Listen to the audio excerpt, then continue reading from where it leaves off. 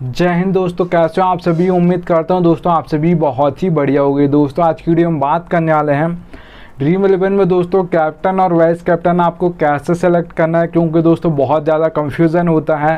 Batsman को captain और vice captain बनाऊं या ऑलराउंडर को बनाऊं या बॉलर को बनाऊं, किससे बनाऊं। ठीक है, ज़्यादातर आपके कैप्टन और वाइस कैप्टन अगर फ्लॉप हो जाते हैं तो इन 5 टिप्स को आज से फॉलो कर देख लीजिएगा। आपके कैप्टन और वाइस कैप्टन कभी भी फ्लॉप नहीं होंगे, याद रखिएगा। ठीक है, देखिए दोस्तों आगे चलूँ। अब देखिए दोस्तों, नंबर 1 टिप की अगर मैं यहाँ पर बात करूँ तो मैच फुल नॉलेज। जिस भी मैच में आप कैप्टन और वाइस कैप्टन सही बनाना चाहते हो तो उस मैच की आपको नॉलेज होनी चाहिए, क्योंकि दोस्तों अगर आपको उस मैच की नॉलेज नहीं है तो फिर आप जिससे सब कैप्टन और वाइस कैप्टन बना रहे हैं या तो आप उसे बना दोगे या आप तो किसी को भी कैप्टन और वाइस कैप्टन बना दोगे, याद रखिएगा। तो आपको ऐसा कैप्टन और वाइस कैप्टन सेलेक्ट नहीं करना है, आपको मैच की फुल नॉलेज होनी चाहिए। अब मैच फुल नॉलेज में आप क्या क्या देख सकते हो बैट्समैन का, यहाँ पर देखिए दोस्तों प्लेयर्स का फॉर्म देख सकते हो, पिच रिपोर्ट देख सकते हो, यहाँ पर आप हेड टू हेड बैटल्स देख सकते हो, बैटिंग ऑर्डर देख सकते हो, कौन कहाँ पर यहाँ पर बॉलिंग करेगा ये देख सकते हो।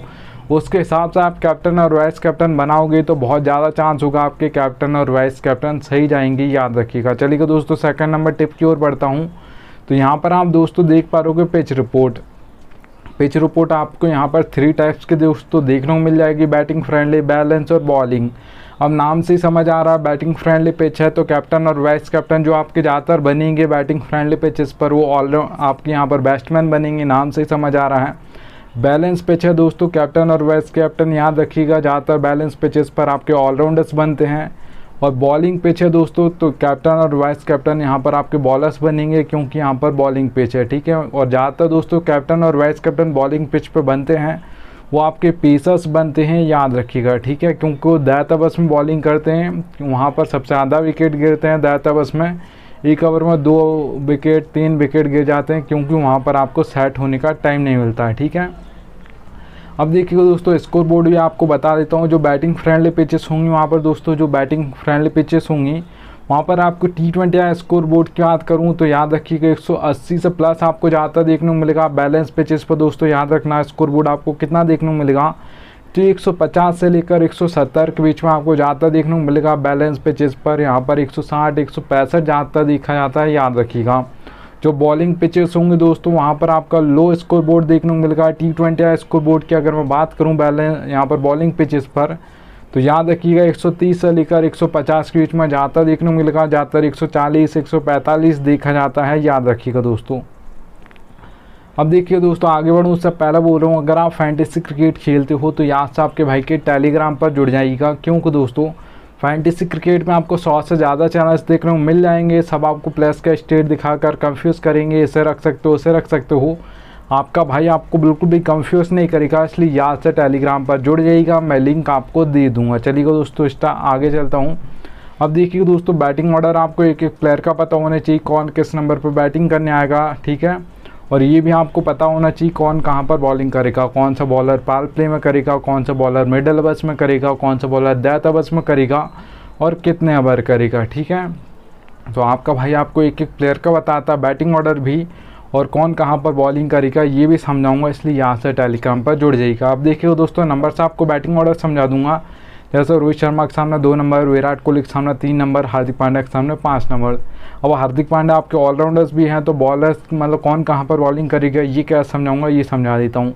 देखिए दोस्तों पी का मतलब पावर प्ले, एम का मतलब मिडिल ओवर्स है, डी का मतलब डेथ ओवर्स है, याद रखना। ठीक है, अब देखिएगा हार्दिक पांड्या के सामने लिखा है P/M। ठीक है, तो मतलब हार्दिक पांड्या आज के मैच में अगर मान लेता हूँ 2 ओवर डालेंगे हार्दिक पांड्या, 4 ओवर नहीं डालेंगे, अपने पूरे ओवर नहीं डालेंगे, तो फिर वो पावर प्ले में 1 ओवर डालेंगे, मिडल में 1 ओवर डालेंगे। अगर हार्दिक पांड्या यहाँ पर 4 ओवर डालेंगे आज के मैच में तो फिर वो पावर प्ले में 1 ओवर डालेंगे, मिडल में 2 ओवर डालेंगे, डेथ में 1 आध ओवर कभी कभार लेकर आते हैं, ज़्यादातर डेथ ओवर्स में बॉलिंग नहीं करते हैं, याद रखिएगा।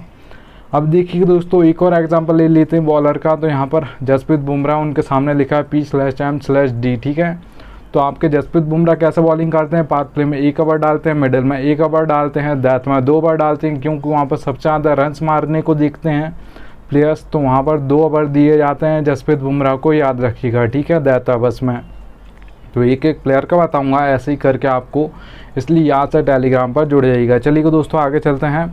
अब देखिए दोस्तों सबसे ज़्यादा जो इम्पोर्टेंट आपको पॉइंट है कैप्टन और वाइस कैप्टन के लिए ये वाले होने वाला है क्योंकि दोस्तों आपको जो कैप्टन और वाइस कैप्टन सिलेक्शन के लिए 22 प्लेयर्स देखने को मिलते हैं, एक टीम से 11, दूसरी टीम से 11। मैं इम्पैक्ट प्लेयर की याद नहीं कर रहा हूँ, याद रखिएगा। तो यहाँ पर दोस्तों कैप्टन और वाइस कैप्टन के दोस्तों जो दावेदार होते हैं 22 प्लेयर्स में से, वो आपके 7 से 8 ही प्लेयर होते हैं, उससे ज़्यादा नहीं होते हैं। तो आपके कैप्टन और वाइस कैप्टन बनाना बहुत ज़्यादा कन्फ्यूज़न होता है, बैट्समैन को बनाऊँ, ऑलराउंडर को बनाऊँ या बॉलर को बनाऊँ, ठीक है। तो आपका भाई आपको बिल्कुल ईजीली तरीके से बता रहा हूँ, समझ लीजिएगा।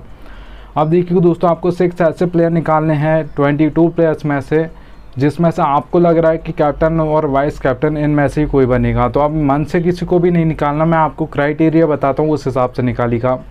तो सबसे पहले दोस्तों यहाँ पर आपको प्लेयर्स का फॉर्म देखना है, ठीक है। जिस भी प्लेयर को आप कैप्टन और वाइस कैप्टन बना रहे हो, चाहे वो ऑलराउंडर हो, चाहे बैट्समैन हो, चाहे आपको बॉलर हो, उनका फॉर्म ज़रूर देखना है। उसका आप देखिएगा दोस्तों, पिच रिपोर्ट आपको देखनी है।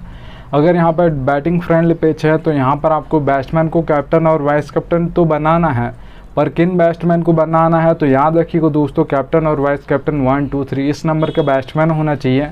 प्लेयर का फॉर्म अच्छा चल रहा हो और बैटिंग फ्रेंडली पिच है तो आप उससे कैप्टन और वाइस कैप्टन बना सकते हो 1, 2, 3 प्लेयर्स को, क्योंकि इनका पास बहुत ज़्यादा बॉल्स होती हैं फेस करने को। अगर बल्लेबाज सेट हो जाएगा तो एंड तक खेलेगा, और एंड तक खेलेगा तो अच्छे खासे फैंटेसी पॉइंट देकर जाएगा। फिर बहुत कम चांस होगा इससे ज़्यादा फैंटेसी पॉइंट कोई दूसरा प्लेयर देकर जाए, ठीक है। और यहाँ पर देखिएगा दोस्तों, अगर आप ऑलराउंडर को बनाने का सोच रहे हो कैप्टन और वाइस कैप्टन, तो याद रखना ऑलराउंडर्स के लिए दोस्तों यहाँ पर आपकी बैलेंस पिच होनी चाहिए, ठीक है। और वहाँ पर देखिएगा ऑलराउंडर्स को आप कैप्टन और वाइस कैप्टन बना रहे हो तो ऐसे ऑलराउंडर को आपको कैप्टन और वाइस कैप्टन करना है जो 5 या 6 नंबर पर उस ऑलराउंडर की बैटिंग आ जाती हो। ऐसा नहीं कि 7 नंबर या 8 नंबर पर उस ऑलराउंडर की बैटिंग आती है, ठीक है, ऐसा नहीं चलेगा। 5 या 6 नंबर ऑलराउंडर का बैटिंग ऑर्डर लास्ट होना चाहिए। ऊपर अगर बैटिंग करने आता है 3 नंबर 4 नंबर तो चल जाएगा, पर 7 नंबर 8 नंबर पर आता है तो नहीं चलेगा, क्योंकि बहुत ज़्यादा नीचे बैटिंग ऑर्डर होता है 7 नंबर 8 नंबर, ठीक है। ऑलराउंडर को दोस्तों आप कैप्टन और वाइस कैप्टन बना रहे हो तो प्लेयर का उसको तो आपको सबको देखना है, आपको फॉर्म, ठीक है। आप चाहे ऑलराउंडर को बनाओ या बैट्समैन को या बॉलर को, तो प्लेयर का फॉर्म तो आपको देखना ही है। और ऑलराउंडर को दोस्तों, ऐसे ऑलराउंडर को आपको कैप्टन और वाइस कैप्टन नहीं करना है जो 4 ओवर ना डालता हो। 4 ओवर डालता हो उसी आपको कैप्टन और वाइस कैप्टन करना है। ऐसा नहीं कि आपने जिसे कैप्टन और वाइस कैप्टन जिस ऑलराउंडर को आप बना रहे हो वो सिर्फ 1 या 2 ओवर डालेगा, तो उसमें बहुत कम चांस होगा वो कैप्टन और वाइस कैप्टन आपका हाईएस्ट फैंटेसी पॉइंट देकर जाए, ठीक है। तो यहाँ पर आपको कैप्टन और वाइस कैप्टन ऑलराउंडर को बना रहे हो तो 5 या 6 नंबर उस ऑलराउंडर के बैटिंग ऑर्डर लास्ट होना चाहिए, ऊपर चल जाएगा, नीचे नहीं चलेगा, ठीक है। और 4 ओवर डालने वाला ऑलराउंडर होना चाहिए, ये याद रखिएगा। और आपको बैलेंस पिच पे कैप्टन और वाइस कैप्टन आपको ऑलराउंडर को बनाना है। अब देखिए दोस्तों, बॉलर को आपको बनाना है तो बॉलिंग पिच होनी चाहिए, प्लेयर का फॉर्म देखना है आपको। अब देखिए दोस्तों, जो सबसे ज़्यादा जो हैट्रिक्स लेते हैं आपके बॉलर्स वो दैत अवस में लेते हैं, क्योंकि दैत अवस में बिल्कुल भी सेट होने का टाइम नहीं मिलता है। वहाँ पर 1 ओवर में 2 या 3 विकेट गिर जाते हैं, क्योंकि सेट होने का बिल्कुल भी टाइम नहीं होता है। कोई भी बल्लेबाज आता है पहली बॉल पर छक्का या चौका ढूंढने की कोशिश करता है तो उसके लिए जल्दी विकेट गिर जाते हैं। वहाँ पर 1 ओवर में 2 या 3 गिरते हैं ज़्यादातर। और जो सबसे ज़्यादा हैट्रिक्स ली जाती हैं वो दैत अवस में ली जाती हैं, और वो भी आपके पेसर्स लेते हैं ज़्यादातर, कभी कभार स्पिनर्स भी ले लेते हैं, याद रखिएगा, ठीक है। अब देखिए दोस्तों, 5th number point need luck. ज़रूरत पड़ेगी दोस्तों आपको लक की। ये फैंटेसी क्रिकेट की रियलिटी है, कोई आपको बताता नहीं है, आपका भाई आपको बता रहा है, ठीक है। हेड टू हेड कॉन्टेस्ट खेलते हो, स्मॉल लीग खेलते हो, grand league, mega grand league, सब में लक की ज़रूरत पड़ती है, ये रियलिटी है दोस्तों। यहाँ पर हेड टू हेड कॉन्टेस्ट खेलते हो दोस्तों, 10% आपका लक चलेगा, 90% आपकी नॉलेज चलेगी। अच्छी खासी आपको फैंटेसी क्रिकेट की नॉलेज है तो यहाँ पर आप head to head contest easily जीत जाओगे, याद रखिएगा। 10% यहाँ पर आपको लक की ज़रूरत पड़ेगी, 90% आपकी नॉलेज चलेगी। अगर यहाँ पर आप स्मॉल लीग कॉन्टेस्ट खेलते हो जिसमें 3 से 4 मेंबर कॉन्टेस्ट होते हैं, अब मेंबर्स बढ़ गए हैं तो लक परसेंटेज आपका बढ़ जाएगा, 10 से 20% हो जाएगा, 80% यहाँ पर भी आपकी नॉलेज चलेगी। अच्छी खासी आपको फैंटेसी क्रिकेट की नॉलेज है तो यहाँ पर आप स्मॉल लीग कॉन्टेस्ट भी जीत जाओगे, याद रखिएगा। अब देखिए दोस्तों, ग्रैंड लीग और मेगा ग्रैंड लीग में आपको कैप्टन और वाइस कैप्टन बना रहे हो तो वहाँ पर तो दोस्तों बहुत ज़्यादा कंपटीशन होता है। तो यहाँ पर लक परसेंटेज आपका 50% हो जाएगा, 50% आपकी नॉलेज चलेगी, 50% ही आपका लक चलेगा।